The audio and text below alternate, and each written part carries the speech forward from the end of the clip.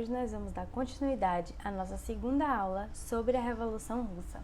Então, na aula de hoje, a gente vai falar sobre a volta de Lenin para a Rússia, a concretização da Revolução e falar um pouco também sobre a URSS, a União Soviética. Lenin, que estava exilado, como vocês viram na aula passada, voltou muito mais influente e poderoso, vamos dizer assim, do que ele era antes de ser exilado, A população gostava muito dele.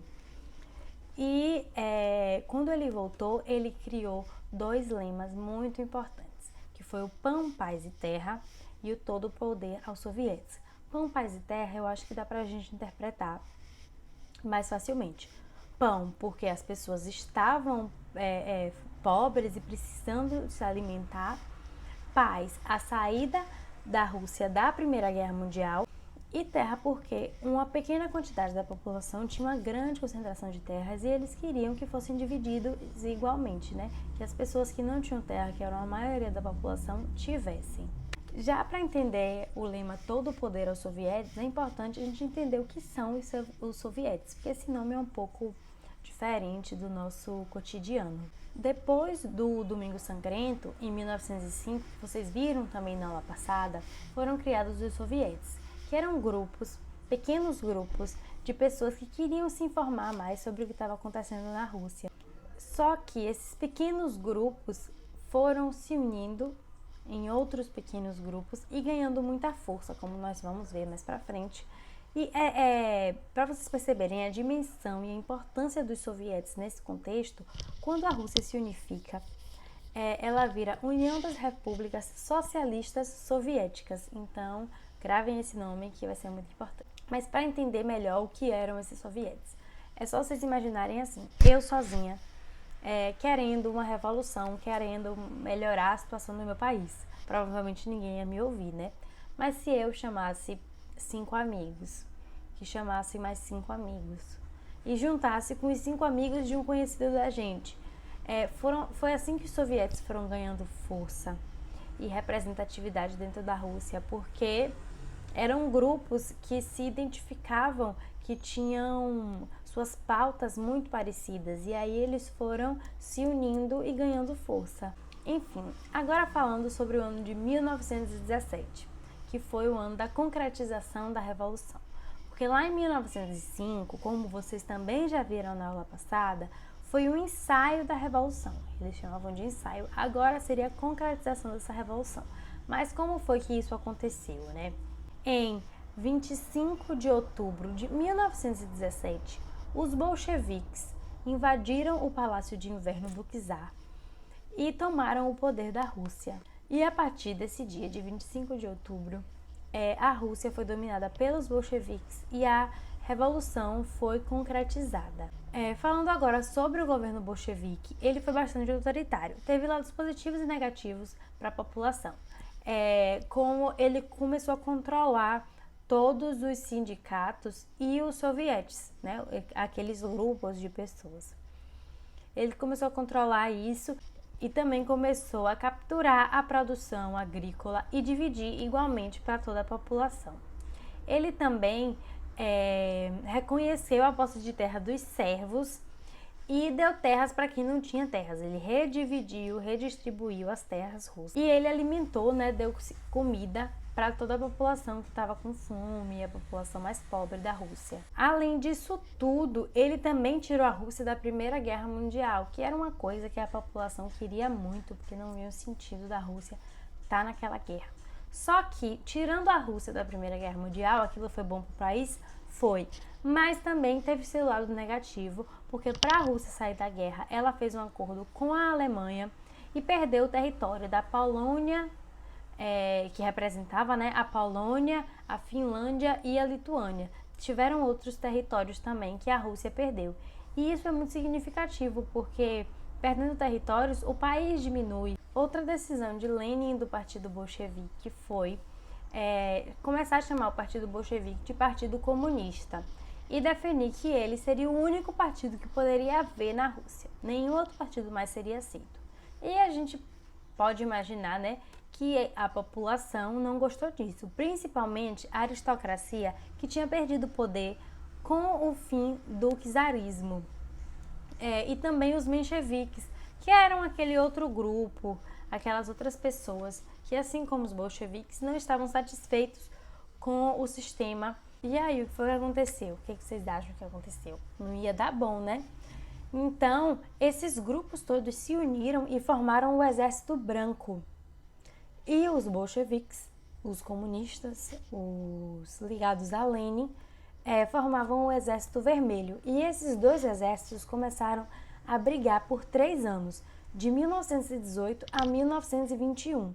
Então, por mais um momento na sua história, a Rússia passou por um momento de crise, porque essa guerra foi muito violenta e afetou várias áreas econômicas, sociais, políticas da Rússia. Como eu falei, essa foi uma guerra violentíssima, muita gente morreu e também muitos russos voltaram a passar fome. Então vamos pensar assim, a Rússia estava num buraco, em extrema pobreza, quando Lenin chegou. E ela deu uma melhoradinha, né? As pessoas começaram a ganhar terra, se alimentarem. Só que com essa guerra afundou tudo novamente. E durante essa guerra, Lenin percebeu que ele não iria conseguir ganhar só de forma bélica, só na guerra ali, né? No tete a tete.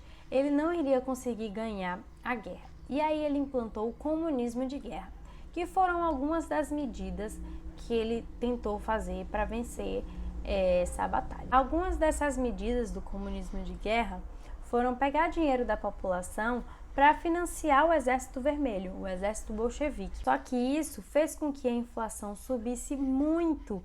E a inflação, gente, subiu tanto que, para vocês terem uma noção, parou de circular papel moeda no país. A Rússia não tinha mais dinheiro, as pessoas não conseguiam andar mais com dinheiro na mão. Outra medida também desse comunismo de guerra foi estatizar todos os setores da economia. Por exemplo, se eu tenho uma fábrica de sapatos, essa fábrica não era mais minha, essa fábrica agora passava a ser do Estado, o Estado passava a controlar ela. Com todas essas medidas, Lenin conseguiu vencer a guerra, mas agora a questão é, como reerguer a Rússia, né? Como reerguer um país onde várias pessoas morreram, muita gente estava passando fome. E foi aí que ele criou a NEP, a Nova Política Econômica.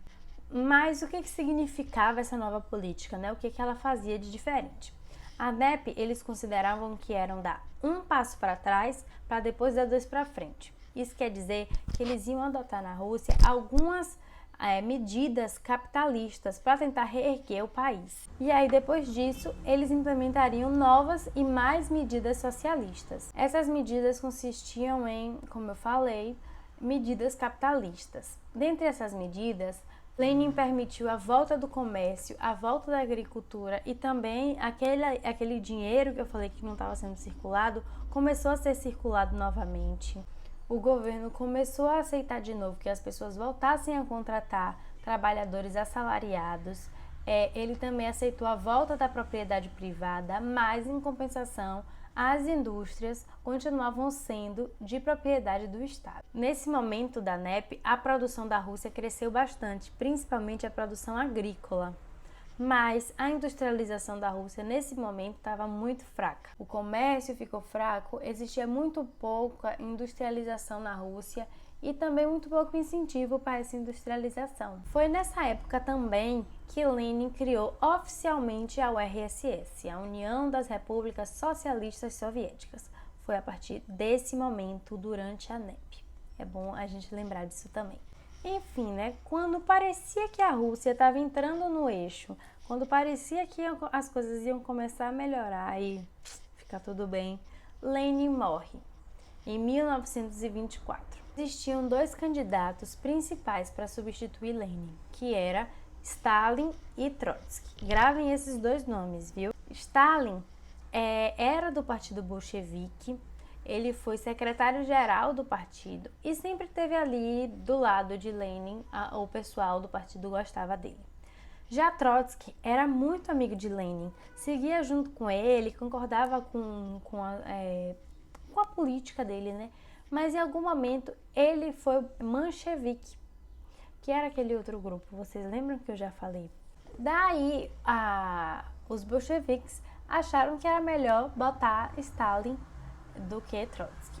E foi aí que começou a era do stalinismo. Falando um pouco agora sobre o stalinismo, que é o tempo que Stalin ficou no poder da Rússia, assim que ele entra no poder, ele cria os planos quinquenais, que são planos para retomar a economia na Rússia. Os planos quinquenais, diferente da NEP, feita lá por Lenin, foram bons para a industrialização, mas eles foram ruins para a agricultura. Os planos quinquenais fizeram com que a Rússia se tornasse um dos países mais desenvolvidos daquela época.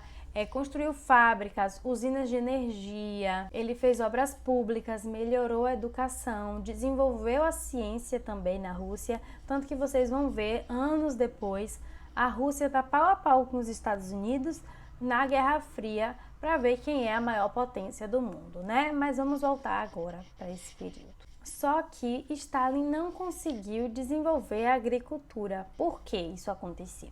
Porque ele pegou todas as terras que eram da população, de todas as pessoas, e fez com que essas terras fossem do Estado.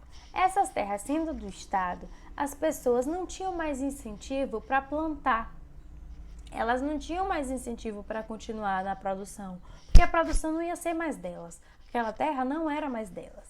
Para finalizar esse assunto do stalinismo, é importante falar da época do Grande Terror, que foi quando Stalin fez um caça às bruxas dentro do Partido Comunista, tentando achar pessoas que ele considerava que eram seus inimigos políticos. Ele era um governo totalitário, um governo autoritário, então ele estava tão neurótico achando que tinham pessoas perseguindo ele, que ele fazia com que as pessoas admitissem que estavam perseguindo ele. As pessoas eram torturadas, presas, para admitir que eram contra o governo dele e ele poder matar essas pessoas. Essas falsas confissões que as pessoas eram obrigadas a fazer foram chamadas de processos de Moscou.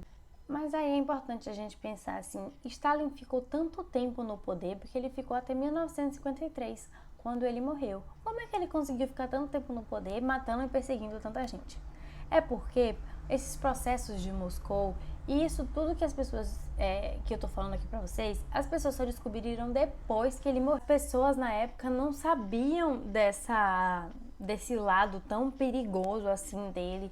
Existiam alguns espiões que faziam essas tarefas para ele, mas para a população em geral ele não era essa pessoa tão perigosa assim. Fora que Stalin, assim como outros governantes também totalitários, ele tinha uma propaganda política muito forte e muito boa, que fazia sempre a comparação com Lenin, com Karl Marx, que são duas pessoas muito importantes dentro desse movimento, né, comunista. Então é isso, gente. A aula de Revolução Russa está chegando ao fim. Eu espero que vocês tenham gostado do conteúdo e que vocês lembrem de alguns dos conceitos trabalhados aqui. Lembrar o que foi a Revolução Russa, como ela se desenvolveu, quem foram os sovietes, como foi o governo de Lenin, o governo de Stalin. Então, é isso. Um beijo.